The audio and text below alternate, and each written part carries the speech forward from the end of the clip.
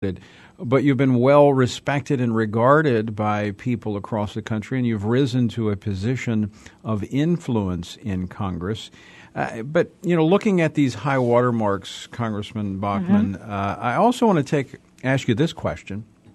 As you've spent time here in Congress, was there anything that you've seen over these, last 8 years that, quite frankly, surprised you, was not the way you thought it would be? Well, I think the issues that we really care about the most, I know that all of your audience and I share a great love for the Jewish state of Israel. And we see that not only is Israel, but also the United States and the world are imperiled by Iran obtaining a nuclear weapon.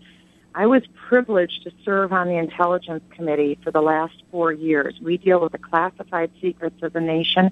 In particular, we deal with terrorism.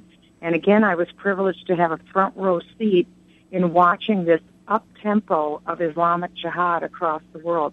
This really is a spiritual battle that we're dealing with.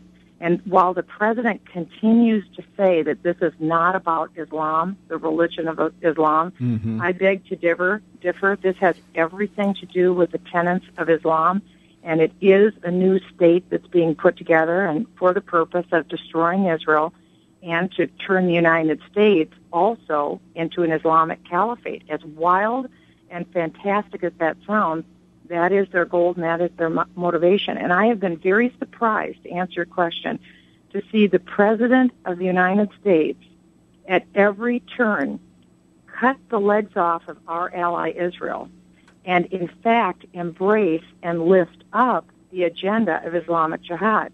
Now, when in the world, and by that I mean the goals of the Islamic State, the fact that they want their own state, our president, we know now, is writing secret notes to the Ayatollah in Iran. There was a recent report that the president is trying to have private meetings with the Ayatollah in Iran.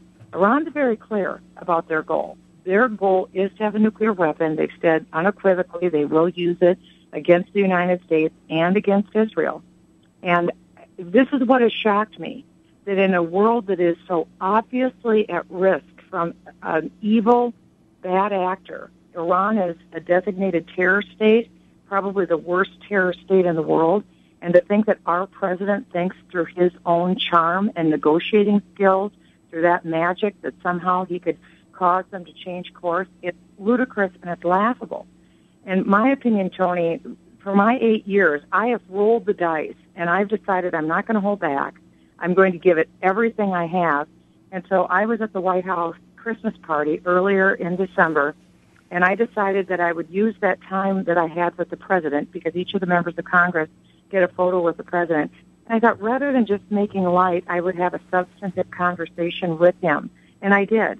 I used that time to talk to him about a nuclear Iran. And I asked him to please end their nuclear program because we have the capacity to end it. And I said, Mr. President, this will be on your watch. And he laughed at me condescendingly, and he said, well, Michele, it isn't that easy, but that's okay, like patting me on the head like I didn't know what I was talking about.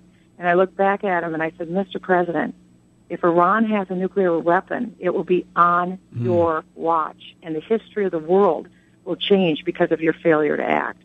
And it was those kind of opportunities, whenever they presented themselves, I tried to take them and do whatever I could with whatever I had and whatever way I could to help advance our cause and what we stand for and believe in. Because you never know. It's just like David with the one little smooth stone. He had what he had, and he used it against the giant Goliath. And I think for each one of us in our own lives, wherever God puts us, we have to take our opportunities and use them.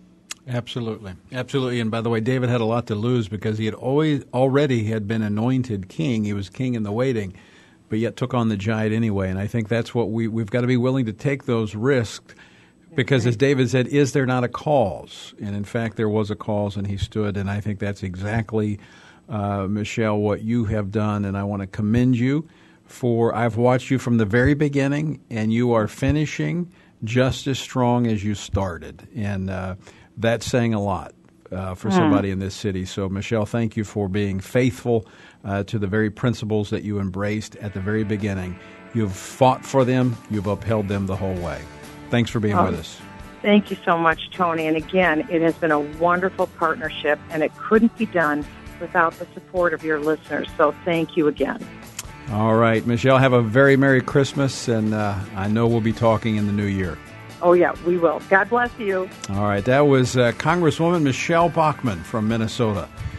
Good and dear friend.